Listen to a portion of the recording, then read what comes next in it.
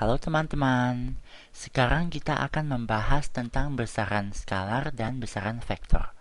Besaran skalar itu adalah besaran-besaran yang hanya mempunyai nilai. Sedangkan besaran vektor adalah besaran-besaran yang mempunyai nilai dan juga arah.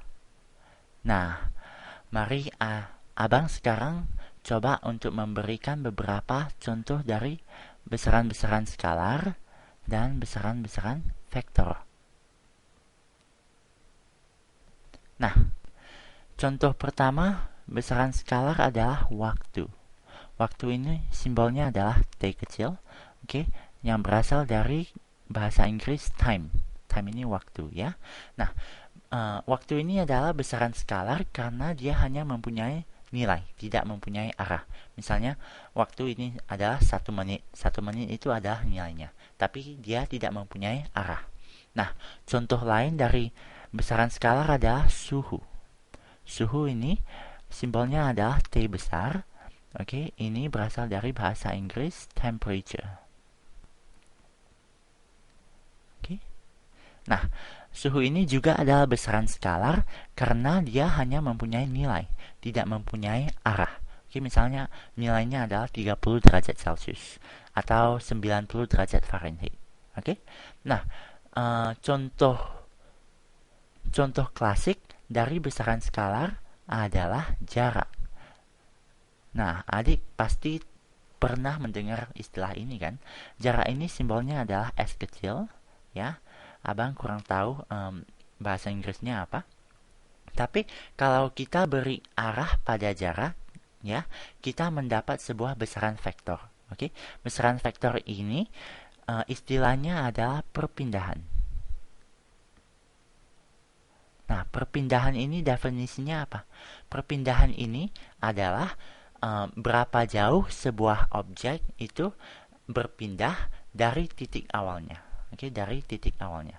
Simbol dari perpindahan itu tidak lain sama dengan simbol jarak S, tapi bedanya adalah kita taruh sebuah tanda panah di atasnya untuk menunjukkan bahwa ini adalah besaran vektor.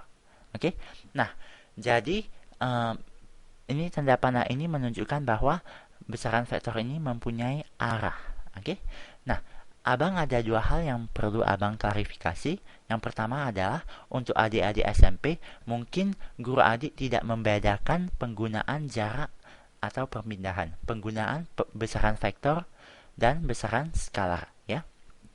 Kalau begitu, adik cuma perlu tahu di sini bahwa skalar dan vektor itu sebenarnya berbeda. Oke, ini akan adik pelajari lebih lanjut sewaktu adik naik ke kelas SMA. Oke, nah hal yang kedua yang perlu abang klarifikasi adalah kadang-kadang perpindahan ini ditulis sebagai dengan simbol delta S. Oke, delta di sini definisinya adalah perubahan. Oke, delta di sini menunjukkan perubahan. Oke, tanda segitiga ini adalah delta. Oke, jadi simbol ini masuk akal. Ini maksudnya adalah perubahan dari jarak. Oke, perubahan dari jarak itu adalah perpindahan. Berapa jauhnya sebuah objek itu berpindah dari titik awalnya. Nah, sekarang adik mungkin bertanya ya, kenapa kita harus belajar tentang kedua besaran ini, besaran skalar dan besaran vektor? Apakah ini akan membantu adik? Jawabannya adalah iya, karena kalau adik cuma mempunyai besaran skalar, ya, berarti kalau adik cuma mempunyai besaran yang hanya mempunyai nilai, kadangkala ini tidak cukup informasinya untuk memecahkan sebuah soal. Kadangkala adik memerlukan informasi mengenai arahnya untuk memecahkan sebuah soal fisika. Nah, ini akan abang kasih contohnya, ya. Sekarang abang coba hapus dulu semuanya. Nah, jadi abang kasih contoh ini, ya. Misalkan saja ada seorang pelari. Oke, ada seorang pelari yang berlari sejauh 30 meter. Oke, 30 meter. Hasilnya adalah akhirnya dia mencapai tempat ini, ya. Oke. Misalnya saja dia berlari 30 meter ke kanan. Nah, berapakah jaraknya? Oke. Apakah jarak yang ditempuh oleh pelari ini? Jarak ini, kalau kita mau menghitung jarak, kita nggak perlu tahu tentang arahnya, kan? Jadi kita bisa tulis saja jarak yang ditempuhnya adalah 30 meter. Nah, bagaimana dengan perpindahannya? Perpindahannya di sini adalah 30 meter, tapi kita juga harus menulis arahnya. Oke, arahnya ini harus diikutkan. Arahnya ini adalah ke kanan. Oke, berarti kita harus tulis perpindahannya adalah 30 meter ke kanan. Nah, sampai di sini mungkin adik masih belum tahu ya kenapa kita perlu besaran vektor. Nah, kalau misalnya kita menambah di sini ya, kalau kita misalnya menambah bahwa pelari ini setelah berlari 30 meter, dia berlari 50 meter lagi. Oke. Setelah 30 meter dia berlari 50 meter lagi. Nah, kalau adik perlu menghitung jaraknya, ya. Jarak ini tidak lain adalah jumlah total jaraknya adalah jumlah dari masing-masing jarak. Oke. Jadi pertama kali dia berlari 30 meter. Oke.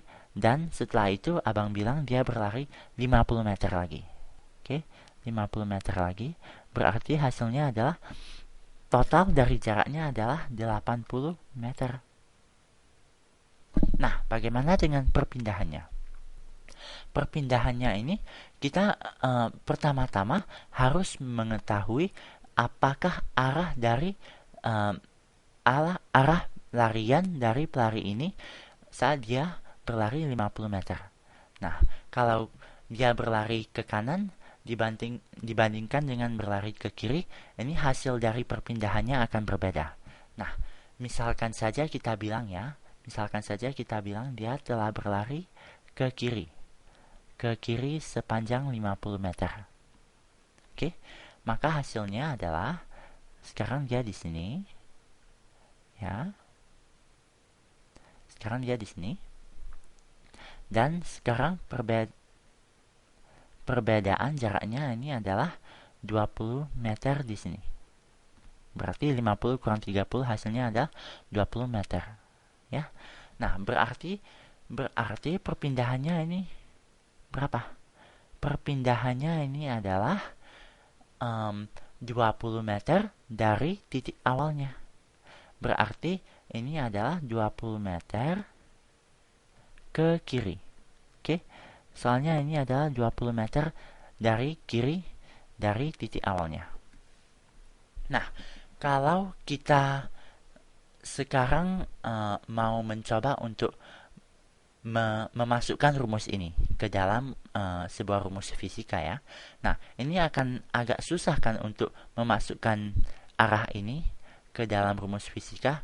Maksudnya ini apa? Ke kanan dan ke kiri arahnya ini bagaimana cara kita memasukkannya ke dalam rumus?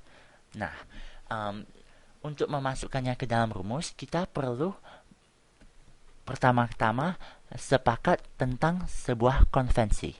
Oke? Konvensinya. Oke, atau sebuah standar. Oke, sebuah standar. Nah, misalnya saja konvensi yang kita pakai adalah kita memberi tanda positif kalau kita berlari ke kanan. Oke? Dan sebaliknya, kita memberi tanda negatif kalau kita berlari ke kiri, ke arah yang berlawanan. Oke? Ke arah yang berlawanan.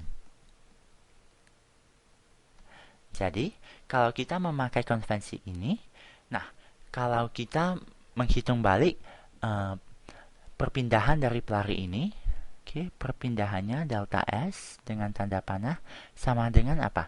Kita bisa menghitungnya sama dengan cara kita menghitung jarak di sini. Oke, berarti kita bisa menghitung perpindahan dengan menjumlahkan masing-masing perpindahannya. Nah, perpindahan pertamanya adalah 30 meter ke kanan. Oke, ke kanan konvensi kita adalah positif. Jadi kita taruh di sini positif 30 meter. Nah, perpindahan kedua kita adalah 50 meter ke kiri. Oke, 50 meter ke kiri itu adalah apa? Ke kiri ini konvensinya adalah negatif. Jadi kita harus taruh di sini negatif 50 meter. Nah, sekarang hasilnya adalah 30 meter kurang 50 meter sama dengan minus 20 meter. Nah, di sini di jawaban ini ada dua komponen dari perpindahannya. Yang pertama adalah nilainya. Nilainya adalah 20 meter. Ya. Dan komponen yang kedua adalah arahnya. Arahnya ini ditunjukkan oleh tanda yang kita punya di sini. Oke, tanda di sini adalah negatif, berarti menurut konvensi kita dia ada arahnya ini adalah ke kiri.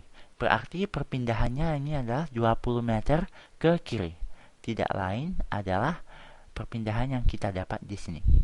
Nah, dengan ini abang berharap adik telah bisa membedakan antara besaran skalar dan besaran vektor dan tahu mengapa kita perlu untuk mendefinisikan kedua-duanya.